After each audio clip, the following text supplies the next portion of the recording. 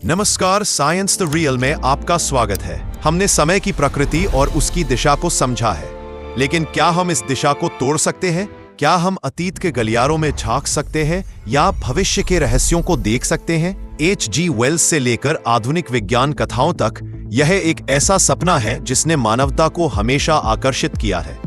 आज हम भौतिकी की सीमाओं पर एक साहसिक यात्रा करेंगे और पूछेंगे, क्या संभव है वर्महोल तथा काल यात्रा? पिछले अध्याय में हमने चर्चा की थी कि समय का तीर हमें हमेशा अतीत से भविष्य की ओर ले जाता है, लेकिन क्या हो यदि दिक् काल की बनावट में कोई शॉर्टकट हो? क्या हो यदि रेल की पटरी सीधी न होकर उसमें ऐसी शाखाएं निकलती हों जो आपको वापस उसी स्टेशन पर ले आए जहां से आप चले थे? भौतिकी के नियम लोगों के लिए काल में यात्रा करना वास्तव में संभव बना सकेंगे। इस तथ्य के प्रथम संकेत सन 1949 में उस समय मिले थे जब कुर्ट गोदेल ने आइंस्टीन के सामान्य सापेक्षता के सिद्धांत द्वारा अनुमत एक नया दिक्काल खोजा था। इस ब्रह्मांड में एक अंतरिक्ष यान से यात्रा पर प्रस्थान करने से पूर्व ही किसी के लिए पृथ्वी पर लौट आना संभव था। गोदेल का ब्रह्मांड हमारे ब्रह्मांड के अनुरूप नहीं था, लेकिन इसने एक रोमांचक संभावना के द्वार खोल दिए। क्या दिक्काल को इस तरह से विकृत किया जा सकता है कि काल यात्रा संभव हो सके? इसका एक तरीका वर्म होल या कृमि छिद्र बनाने का होगा। जैसा कि नाम से ही स्पष्ट है, वर्म होल दिक्काल की एक ऐसी पतली नलिका होती है जो एक दूसरे से बहुत दूर लगभग दो सपाट क्षेत्रों को जोड़ सकती है। यह ब्रह्मांड में एक तरह का शॉर्टकट है। आप एक वर्म होल की कल्पना कर सकते हैं जो सौर मंडल के पड़ोस से हमारे सबसे करीबी तारे अल्फा सेंटोरी तक जाता है। साधारण आकाश में यह दूरी 20 खरब मील है, लेकिन वर्म होल से यह दूरी कुछ लाख मील ही रह जाएगी, जिससे प्रकाश की गति से भी कम गति पर यात्रा करके जल्दी पहुंचा जा सकेगा। लेकिन क्या वर्म होल बनाए जा सकते हैं? सामान्य सापेक्षता का सिद्धांत इसकी अनुमति देता है, लेकिन एक समस्या है।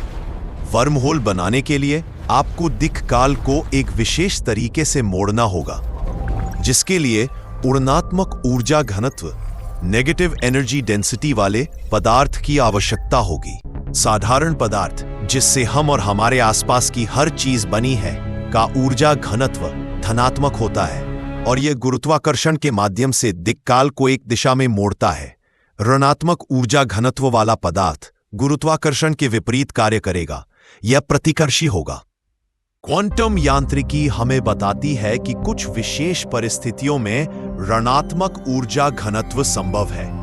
कैसिमीर प्रभाव इसका एक प्रायोगिक प्रमाण है, जिसमें बहुत पास रखी दो धातु की प्लेटों के बीच एक आकर्षी दबाव उत्पन्न होता है, क्योंकि उनके बीच आभासी कणों की संख्या बाहर की अपेक्षा कम होती है। तो सिद्धांत रूप में एक उन्नत सभ्यता शायद एक स्थिर वर्म होल बना सकती रहे, लेकिन यदि आप प्रकाश से तीव्र यात्रा कर सकते हैं तो सापेक्षता का सिद्धांत यह भी कहता है कि आप काल में विपरीत दिशा में भी यात्रा कर सकते हैं। यहीं पर प्रसिद्ध दादाजी विरोधाभास ग्रैंडफादर पैराडॉक्स सामने आता है।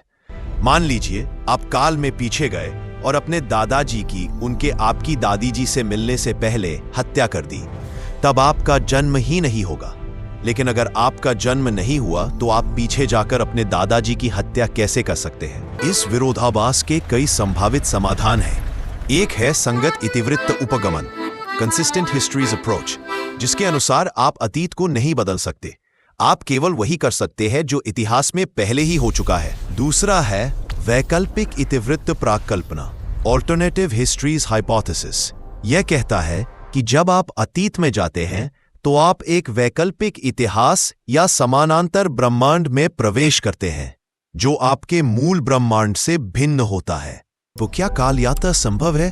भौतिकी के नियम इसकी संभावना से इनकार नहीं करते, लेकिन वे इसे बेहद मुश्किल बना देते हैं। शायद यह एक अच्छी बात है, क्योंकि अतीत को बदलने की शक्ति के परिणाम अप्रत्याशित हो सकते हैं। लेकिन अगर यह संभव है तो भविष्य से कोई यात्री अभी तक हमसे मिलने क्यों नहीं आया? शायद वे जानते हैं कि हमें अकेला छोड़ देना ही बेहतर है। भौतिकी के अंतिम एकीकरण की खोज में आगे क्या है, यह जानने के लिए साइंस द रियल पर हमारी श्रृंखला का अगला एपिसोड देखना ना भूलें। भौतिकी का एकीकरण देखने के लिए धन्यवाद।